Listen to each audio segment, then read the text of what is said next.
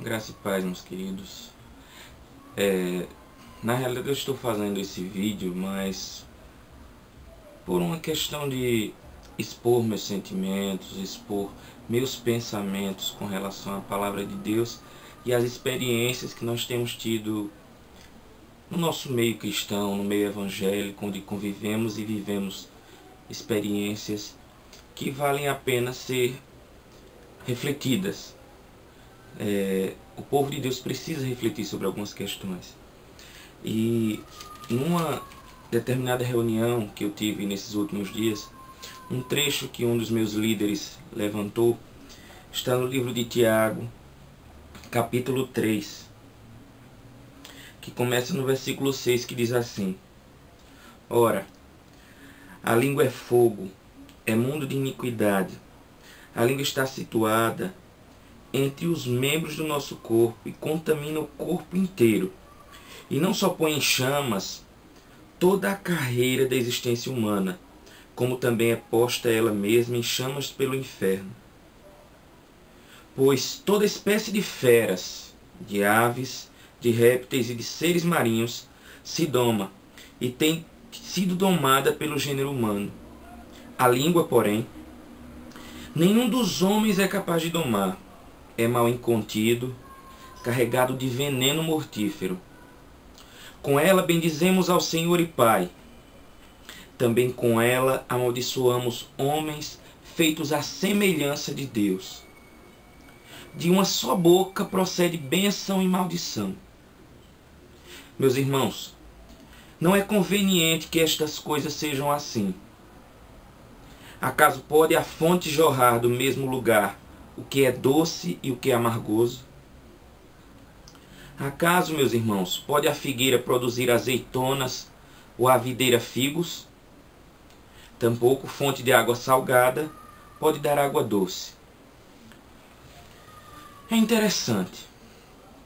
Alguns irmãos, dentro da igreja, eles se portam de uma forma onde mantêm seus cargos, mantêm suas funções, são líderes, são professores de escola bíblica, são cantores, pastores, diáconos, exercem as mais variadas funções.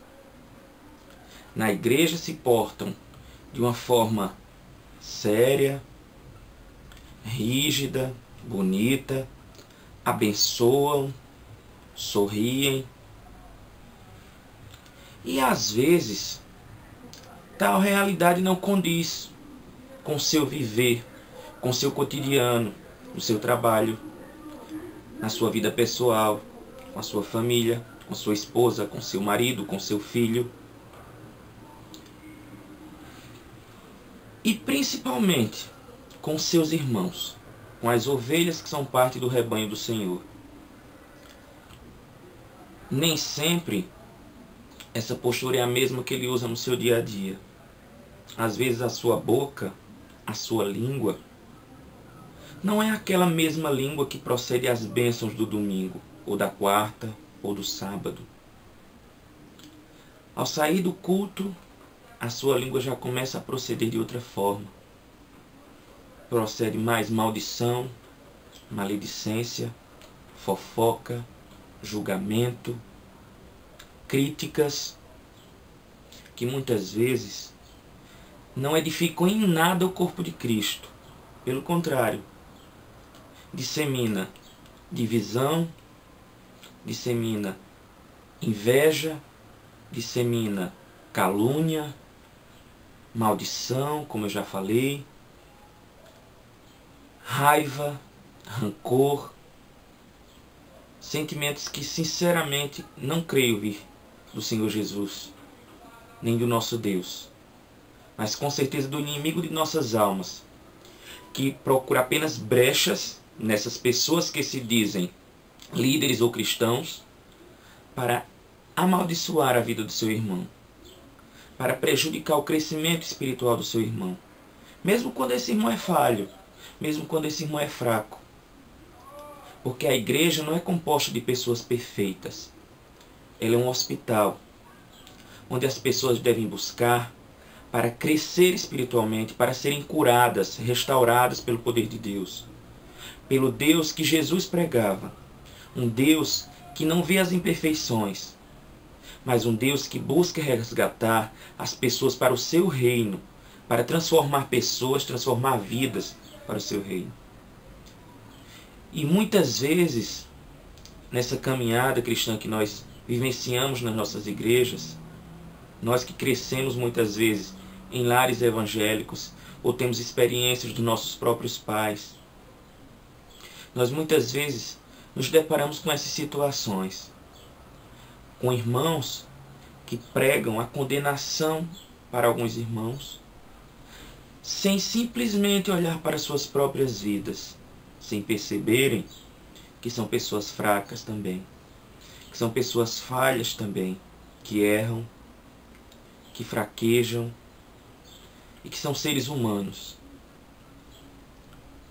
A palavra fala tanto: bem-aventurados pacificadores, bem-aventurados os humildes, bem-aventurados os misericordiosos, bem-aventurados os puros de coração. E você, líder? E você, diácono? E você, pastor? Você, líder de louvor? Você, ovelha? Será que você tem agido por esse ângulo da situação? Você realmente tem buscado olhar o teu irmão com piedade, olhar o teu irmão sem julgamento, olhar o teu irmão com um olhar de perdão, um olhar que Jesus olhava para as pessoas que estavam em pecado ou estavam em fraqueza?